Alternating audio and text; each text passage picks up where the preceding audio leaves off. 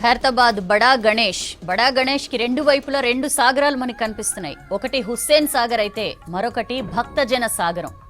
ఎంత మంది భక్తులో చూడ్డానికి ఇసుక వేస్తే రాలినంత జనం అని చెప్పి మనం వాడుతూ ఉంటాం. ఆ స్థాయిలో భక్తజనం మార్నింగ్ 6:30కి శోభాయాత్ర స్టార్ట్ అయినప్పటి నుంచి క్రమక్రమంగా భక్తజన సందోహం పెరుగుతూ ఉంది.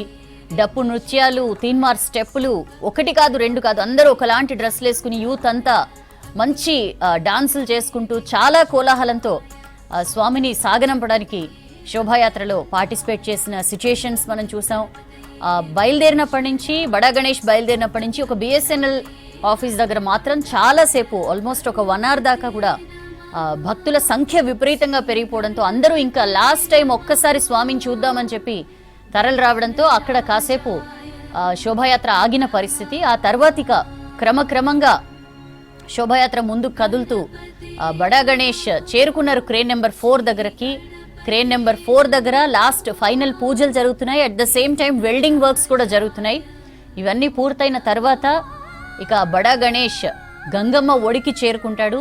ఈ లోపల మరొకసారి ఆ నిండైన రూపాన్ని 70 అడుగుల మహాగణపతి రూపాన్ని మనం గుర్తుంచుకుందాం. ఈ చివరి రోజు మళ్ళీ వచ్చే సంవత్సరం దాకా స్వామిని గుర్తుపెట్టుకుందామని జనం అంతా కూడా స్వామినే చూస్తూ ఉన్న పరిస్థితి మనకి ద అదర్ సైడ్ మనకి కనిపిస్తోంది క్లియర్ గా. ఎక్కడ కంప్లీట్ డిసిప్లిన్ తో మనకి జనం అక్కడ కనిపిస్తున్నారు. అఫ్ కోర్స్ పోలీస్ కూడా ఏర్పాట్లు చేశారు, బ్యారికేడ్స్ పెట్టారు. ఎక్కడా కూడా భక్తజన సందోహం ఎక్కడా కూడా కట్టు తప్పకుండా వాళ్ళు అన్ని ఏర్పాట్లు చేశారు. ఈ ఫైనల్ పూజలు జరుగుతున్నాయి. ఆ తర్వాత బడా గణేష్ ని గంగమ్మ ఒడికి చేర్చుతారు. అక్కడ ఒక బాహుబలి క్రేన్ మనకు కనిపిస్తోంది. ఆ క్రేన్ రిలేటెడ్ వర్క్స్ కూడా ప్యారలల్ గా జరుగుతున్నాయి.